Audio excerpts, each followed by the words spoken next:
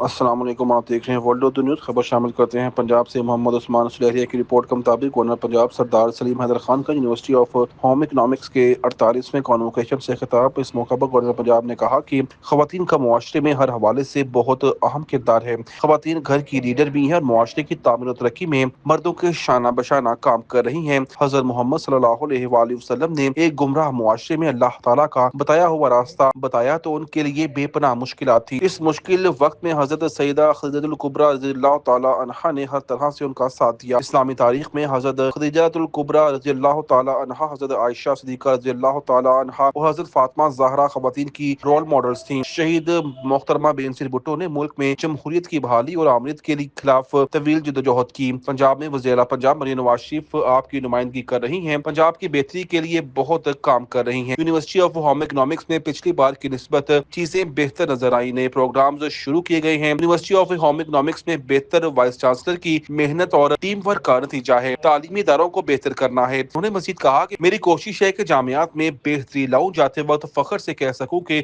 اداروں کو بہتر کیا ہے۔ کانووکیشن میں 27 طالبات کو بہترین تعلیمی کارکردگی پر گولڈ میڈل سے نوازا گیا اور BS آنرز اور MPhil کی 1100 گریجویٹس میں ڈگریاں تقسیم کی گئیں۔